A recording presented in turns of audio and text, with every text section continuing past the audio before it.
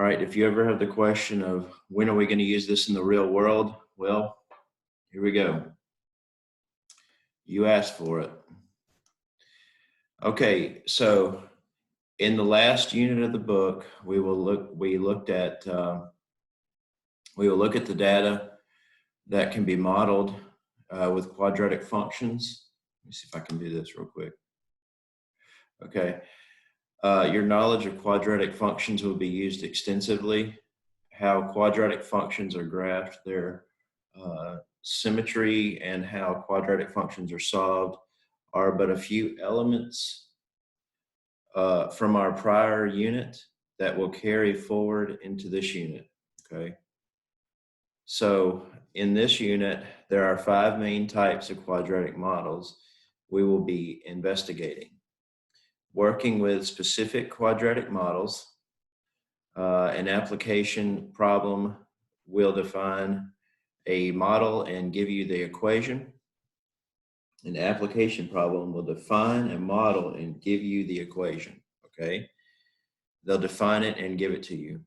You will answer questions about the model that have been defined, okay? So you're gonna find, in other words, like where is the vertex? Where is the beginning point? Where is the maximum? Where is the minimum? Okay. You're going to talk about, where does it begin? Where does it end as far as the solutions are concerned? All right. So we're not going to use this. We're not going to do this. I don't think. I'm not necessarily, we may get into this, but I'm probably not there. What I'm really worried about is this right here, especially because we're talking about you using this in the college setting. So, and learning about this or doing this on the ACT, as far as using that, using the formulas, as far as physics goes, whether an object can be thrown up or down, and laws of motion, stuff like that. You're going to see some of that on the ACT. All right. Then we're going to talk about quadratic modeling with borders. We will model application problems that involve borders, wooden frame around a photograph, and all that. And we'll discuss more about that later. Modeling or quadratic modeling with fencing and models of applications that involve a fence, building a fence around a specific object. And we'll get into that too. Like I said, we might learn together how to do the TI and Inspire stuff, but we'll see how that goes. All right. So working with specified quadratic models. Suppose that the future population of Mathville City T years after January 1st, 2015 is described in thousands by the quadratic model. PT equals all this stuff. All right, remember T is in years. T equals years, okay? So that's time in years. And so this is a function of that time. And so, in other words, if you were to graph this, you could say instead of this PT, you could replace it with Y on the computer, on the calculator. So you'd say Y equals blah, blah, blah, blah, blah. And then you have the, okay. So what do we know about this model? All right. What does it look like? What does looking at this equation tell us? So the Y-intercept is what we need to work on. So what are we going to do? I want to show you the graph of this first. All right. So second model clear. Every time you get one of these, if you have one of these calculators, do second model clear, or second mode clear, I'm sorry. And then now we're going to type in Y equals, I got to delete off the old graph that we had. Now we're going to type in 110 plus 4t. 4t, it would be 4x, okay? And then plus 0.07 x squared, all right? So now we're going to graph that. And it should look like this. It's going to take a second, I guess. So got to zoom out. Let's do zoom zoom fit. Let's see what that looks like. Okay, so we've got a weird looking graph here. It's obviously, you know, a pretty long distance. We've got 110 as a huge number. 0.07 is a very small increment of time. So you'd have, you know, quite a bit going on here. So let's look at where the y-intercept is, which would be right here. Okay, so where it crosses the y-axis. So let's go to the table and let's go find out where y equals 0. And if you'll notice, our graph gets bigger and bigger and bigger as our x gets bigger and bigger and bigger. So that increases with time. All right, so let's go backwards. Where x is equal to 0, let's find out what y is equal to. Okay, you see how it says 0 is x? That's the number of years that have, if you start at the beginning, you obviously would have a 0. Think of a baby being 0 years old, not 1 year old, right? So 1 year old. So the y-intercept in this case, where you would begin with your graph, would be 110, and that has to do with this right here. So your y-intercept is 110. Okay. All right. What does this mean in the context of the problem? In other words, this is where we begin in terms of years. All right, when t equals 0, pt equals 110. In other words, the function equals 110. All right, so axis of symmetry is different. So we're going to have to go back and get our axis of symmetry formula from our old notes. So I'm going to go back to my old notes real quick and see if I can locate that. It's going to take me just a second. So I want to show you the actual graph here, the axis of symmetry functionality. Okay, so now let's see. Give me just a second. Digging back through all these old notes. Okay.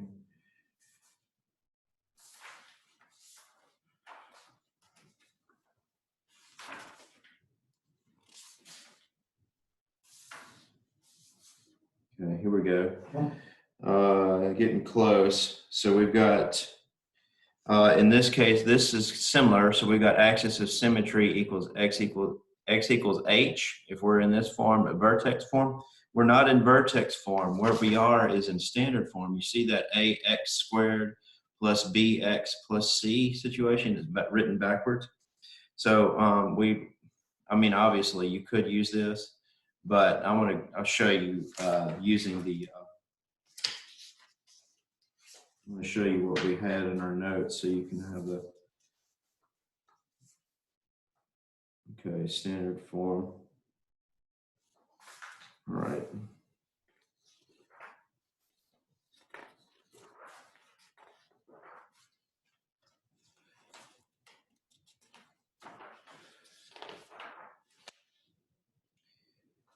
Okay, I'm getting close, you guys. Just be patient. We've taken a lot of notes over the last couple of weeks. Gone over a lot of different topics, so. Okay. Right, so let's just, okay. Let's do this. I'm going to show you something real fast on here. Let me pull this up. All right, so I'm going to go here. All right, let's see, just a second. Let me see if I can pull this up. All right, I'm going to type in quadratic equation, axis of symmetry. Okay, so let's just discuss what an axis of symmetry is. So here's what an axis of symmetry actually is. This is what we're looking for as far as the graph is concerned. So in other words, it's the place on the the place on the graph where you have the lowest value. Okay, and also in other words, you have an equal distance in both directions. Hence the word symmetry. Okay, so the formula. Okay, let's go back and look at this real quick. Formula.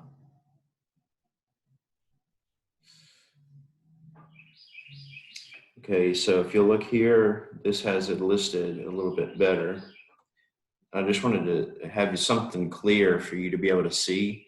Okay, so if you look here, we've got an ax squared plus bx plus c format. So the axis of symmetry is, you remember the quadratic equation x equals negative b all over 2a? Well, that's what the axis of symmetry is. And so let's go back here. I just wanted you to see it, all right? So we got negative b all over 2a for the axis of symmetry. So what was b? Okay, so here's b, here's a, and here's c. So we're going to put x equals negative blank all over 2 blank, but the blank is going to be this 4 on top because that's the b term, the standard form of a quadratic equation. And then your a is 0.07. So this is going to show me on the x line where my my axis of symmetry lies, and your vertex would actually be right on that. And in this case, our a is positive, so it does open upward. If you'll notice how that graph crossed at 110, you remember on the y-axis. Okay,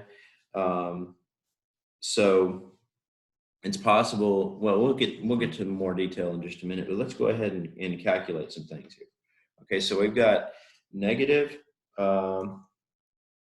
Obviously, our axis of symmetry is going to be negative. So in other words, it's going to be behind.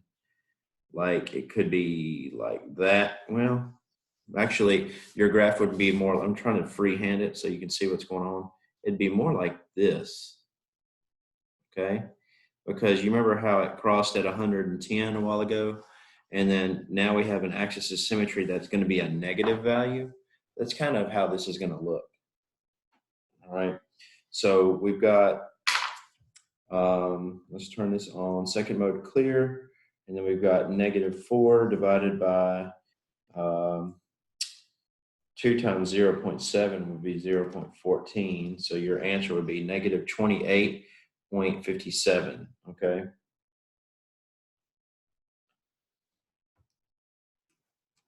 Just to prove to you that that's a negative 14 there. I'm just pulling that up. So the answer is going to be negative 28.57. So I'm going to go with that.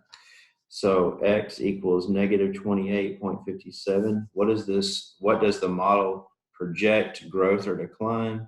Well, it's obviously going to be a growth, okay? Because you're starting at a negative,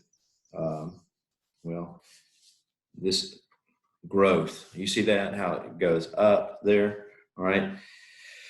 And it also has to do with the a value being positive.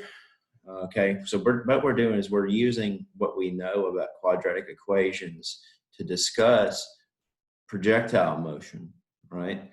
And so like how far a projectile goes up or down over time, or just some kind of real world application to this. All right. So now we're going to go into the next part. So by graphing the function, we look like this. And if you'll notice, it does not cross the x-axis. Okay. So what that means is there's no solution. All right. Well, there's two solutions, but they're complex. All right. Well, when I say there's no solution, there's actually two complex solutions. Okay, because it's imaginary. It's going to have an imaginary number in there, and I know that's difficult to understand, but hey, that's life. Okay, so by graphing the function blah blah blah, we see that our model is an upward opening parabola, and it crossed here, right there, at 110, right? So there's 100, there's 110, it crossed at 110. In the context of the problem, January 1st, 2015 corresponds to 0, 0. So right here, think of this like a timeline down on the bottom, and this is 50 years. So 50 years out, I guess you can think of it like if we shot something into outer space, and 50 years later, how far out away is it? That's the kind of the thing, the idea here. So January 1st, that's 1/1/2015. That would be where this begins. New Year's Day. All right, so it corresponds to 0. So for all years after 2015, our model projects population growth. So this is population. Okay. All right, so going back to the original equation, so we've got it's the future population of Mathfield City. So that's what the P stands for. But it can be used in a lot of different contexts. It could be used in projectile motion. It could be used in any kind of exponential growth. So let's go where it follows a quadratic model anyway. So in other words, after let's see what this is. This is 50. Let's talk about our units here. So this is 1, 2, 3, 4, 5. So every tick mark would be considered 10 years. So, and this is 20 years, and this is 30 years, and this is 40 years. So if I go back to that graph, and I go back to my table and my chart, and I go out 1 year, you see how the population is increased to 114, right? 2 years, 3 years, 4 years, 5 years, 6 years, 7 years, 8 years, 9 years, 10 years. So in 10 years, we'd have 157. So that means we'd go up here 10 years. This right here would be around right in there. This would probably be 150. So it would be a little above that, 157, right? And then you go out down to 20. The next time it'd be a 218. You see that? All right. So 20, you go up to 200. And so let's see, 1, 2, 3, 4. Every one of these is 25. So this is 225. So 218 would be very close to 225. It'd be right in there. You see how this follows this model? And so you would think this would be almost be a straight line, but you got to understand, this is a quadratic model. There's a U shape to it, okay? So there's something symmetrical going on here. So if you're here, obviously this part over here would not exist as far as, population. You can't have less than 0 people. That would be impossible, but, we're following a quadratic model. So the only usable actual part would be here, right? Now let's go to the next section. All right, so what is the projected population of Mathfield City in 2022? Well, we started with 2015, right? So what's 2022 minus 2015? All right, so minus 2015. Now remember, that's a 7-year jump. So we're going from 2015, 2016, 2017, 2018, 2019, 2020. 21 and 22. So on that New Year's Day of 22, this would be a jump of 1, 2, 3, 4, 5, 6, 7. So it's an increase of 7 years from that point, okay? So in other words, you go back to your table and you go out to where x equals 7, all right? And my population would be 141.43. All right, so in this case, you would substitute t equals 7 and evaluate, okay? So let's go actually evaluate this using the formula to prove this to you.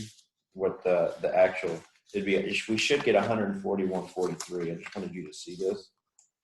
So let's go back. So we're out 7 years, and our original equation was population at a certain time in terms of time. So population in terms of 7 years equals 110, which is where we start at 0. And then, or in 2015. And then we have 7 years out. And then we have this situation here. So I'm going to go calculate that out real quick. Second mode clear. All right, let's put in 110 plus 4 parentheses 7. We know that's 28.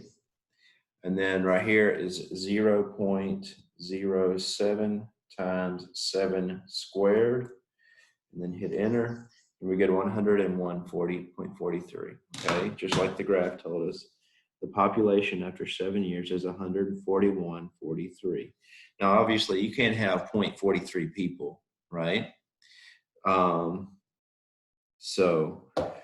But you got to understand, this is in terms also, let's look at a little more detail. This is in terms of thousands, right? This is 141,000.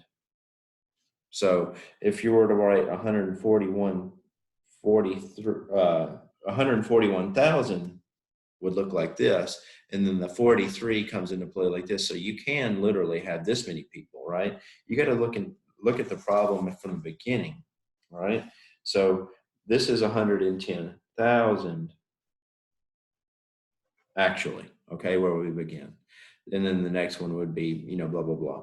That's why we have such an explosion in growth, is you have so many people to start with. All right, so we're going to answer in the form of a sentence in the context of the problem. So we can write this out. Okay, so the population of Mathville City is projected to be 141,430 people. Right, our units are people, all right, on January 1st, 2022. So there's our sentence there. All right, let's go to the next part. It says, in the same model, in how many years will the population reach 180,000? Well, we can look at that on our graph, or we can solve it backwards, all right? And then remember, it's in terms of 108, it's in terms of thousands, so 180,000 would be 108 in terms of the model. So this is what PT would be, right? And so what you would be looking for is T, the time. At what time would be 180 here. So let's go over here and look at this. So if you look at 180,000 would be, there's 125, there's 150, there's 175. So we would be looking at right above 175 at, now this black dot right here indicates the intersection between 180,000 people and the number of years. So if we come straight down, we're obvious, you can estimate where this would be, pretty good guess, because this is 10, this is 20, this is 30, this is 40. So we hit somewhere between 10 and 20. Somewhere between the 10th year and 20th year, we're going to hit our goal of 180,000 people, all right, for the city. And so, so I would, if I were to guess, I would say just a rough guess would be 15 years, right? So in other words, in 2030, right? So that would be the time, or I know by New Year's Day in 2030, we should hit 180,000. So, but that's just looking at the graph. Now let's go look, figure it out mathematically. And so it says to solve for the time, we set this equal to 180. Subtracting 180 from both sides, we get this. Now, if you look at this, here's where our quadratic formula comes in, because we have ax squared plus bx plus c equals 0. When we set it equal to 0, we can find out where the solutions are, and we got all kinds of different things we can do. I want to know if we have two solutions, one solution, or no solution. Well, the way we can do that is look at our discriminant, like we did yesterday. And our discriminant is, what's underneath the square root symbol. So it's b squared minus 4ac, right? So there's our discriminant. And whatever this value is determines how many solutions we're going to have, all right? So let's figure out what this discriminant is. Now, one thing is you've got to figure it out anyway if you use the quadratic formula. So we might as well just go ahead and figure it out and see if we can kind of mentally work our way through this problem. All right, so C equals 70 here. C equals actually negative 70. You got to watch that symbol. It's sticky. Negative and 70 stick together. So in other words, we're going to have a positive discriminant. It's going to be greater than 0. But what is it? So let's go over here and calculate that out. All right, so let's see. We've got 4 squared minus 4 parentheses 0.7, and then parentheses again, negative 70, okay? And we hit enter, and I get 35.6. This is not a perfect square. It's close. Boy, you could probably, I'm telling you, you could probably get away with, in some types of problems, you could probably get away with saying that's 36 and just estimating, maybe like when we were talking about the landscaping. And it's always best to a lot of times it's best to round it up is what I'm trying to get at. Because if you account for more than, if your cost is more, then you can always bring the cost down later. But if you estimate a cost to be too low in the beginning, for like a landscaping type of job, then you've already messed yourself up. Your business is going to lose money. Okay. And in this case, this is pretty pertinent to our time now in 2020, because the census is coming out, right? And it'd be interesting to see what the census model looks like. I'm sure there's some quadratic functions in there, in some ways, with population growth, and there's all sorts of different models that you can use. So especially mathematics is very important to the census, okay?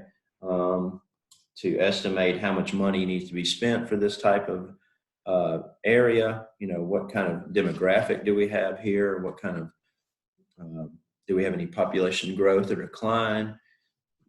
And how can we estimate it to be, the next time we give in 2030, when they do the census again, which they do it every 10 years, they can estimate, they can, pretty much see in the into the future, pretty close, and estimate it pretty close.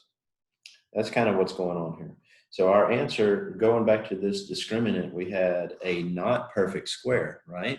So when we have a non-perfect square, that means our answer is going to be irrational. We have two solutions that are irrational. And notice that our discriminant is positive. So, how's this going to work out? I mean, what does this all mean? All right. So it says, how do we solve such an equation? So we're going to use the discriminant that we just found to help us see what's going on, but that we know that the numbers are not going to come out nice and pretty. Okay. So we can go and use the quadratic equation. That's pretty much the only way we can do this, because there's no way to really factor that. all right? I mean, you could try, but it'd be a lot of difficulty, all right? So you could divide by 0.07 and see what happens there, you know. But anyway, so let's go x equals negative b plus or minus the square root of b squared minus 4ac all over 2a.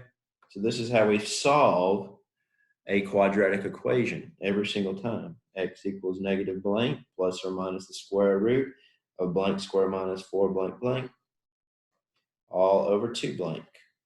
And what's our a value? Our a value was 0.07. And then our b value was 4. And you got to watch that c because that c was a negative 70. All right, and remember we just figured out this discriminant to see what kind of solutions we had here. So we know we're going to have two solutions and they're irrational, but are they complex or not? And in this case, they shouldn't be. So they should be real solutions. So we have the square root of 35.6. That's the discriminant that we've calculated a minute ago. Let me zoom in on this so you can see what's happening a little bit better. All right, all over, now this is 0.14. 2 times 0.7. If you had 7 pennies on the ground, you picked up 2 sets of 7 pennies, that would be 14 cents. So now let's recalculate this. It's going to be, okay, so now remember it's a plus or minus situation, right? So let's go over here and calculate this. Second mode clear. And let's type in negative 4 plus the square root of 35.6. And divide that by 0.14. Now, notice that we did the plus here this time. So this is one solution.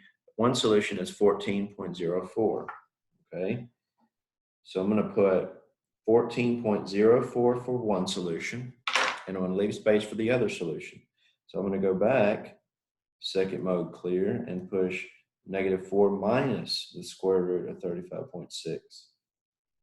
And then divide that by 0.14, and we get negative 71. I'd round that to 19. So we have negative 71.19. So we have irrational, like in other words, they were, these are estimates, but you know, really, to be honest, the answers go on and on with no real pattern here, okay? All right. So now what does this mean? So we have the solutions here, x equals this and x equals that. So remember, x in terms of this is time, and time is in years. So in other words, you remember how I estimated a while ago, just kind of judging by the graph up here, where this dot crossed at 180,000 and we went straight down, and I said, oh, it's somewhere between 10 and 20 years. Well, I estimated it to be 15 years, just, you know, eyeballing it. And then if you look down here at the actual answer, mathematically, it comes sooner than 15 years. It's a whole year sooner, all right? So it's 14 years, all right? From the beginning is when we hit 180,000, and that's what that means. Now, what's going on with that? In terms of time, we are not time travelers. We can't go back in time. But, I mean, theoretically, if you could go back in time and, you know, let's not go there, okay? Because you get into like superhero multiverse stuff, or you know what has this, you know. Anyway, I'm not going into that. We're just going to stick with real math, okay? All right. So now we're not going to do TI Inspire as far as I you know.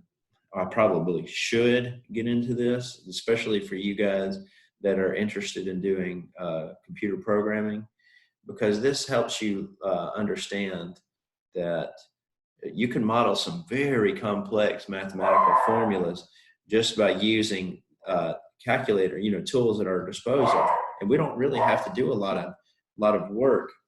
You see this right here? So you see how I get the same answer through basically it's a this is a TI-84. There's another calculator called a TI Inspire, and you can use coding to figure it out. And then the coding is blah, blah, blah here.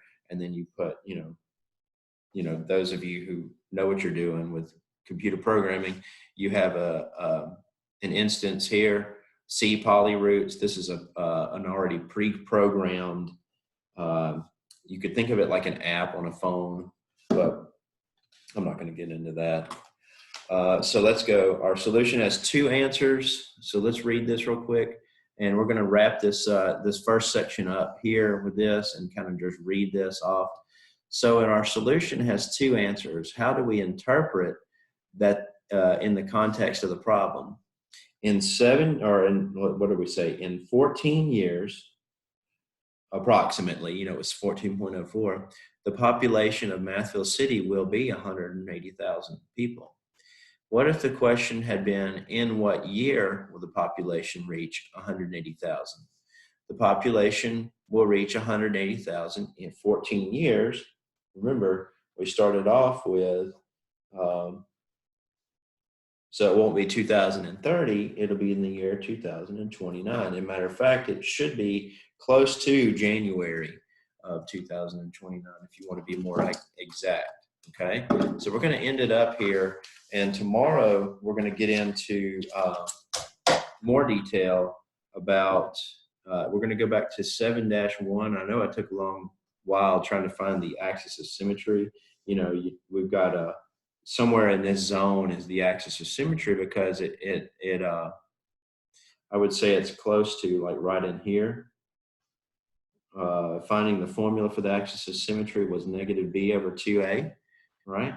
So all we have to do is take this b term and this a term and find out where the axis of symmetry is. And we're going to work on this more tomorrow, but I'm going to go ahead and end today with finding the axis of symmetry of this equation by throwing in the b and the that. So we've got our, where should we be? We should be at the negative value. -4 divided by 0.14. Our axis of symmetry should be around 28.57. So x equals -28.57. So if you look at this, 1, 2, 3, 4, 5, each one of these is 10, 10, 20, 30. So it's right at, if you'll notice, I kind of did it pretty close, right? It's before the 30 here. It's -28.57 is my axis of symmetry. And so that's where it, I'll zoom way in on that so you can see that a little bit better. Okay, and so if we can't find the rightmost intersection of this, we're going to talk about what rightmost is tomorrow. And horizontal, the horizontal line here is F2T equals 180, right? So we'll talk more about this tomorrow. I'm just going to end it today at this point. So we talked to axis of symmetry, and we're using real world topics in quadratic modeling, and in terms of population and census and all the above. Are there any questions before we go to the next step in chapter 7? If there are, just type it in the chat. Otherwise, I'll see you in a little bit for geometry. Okay?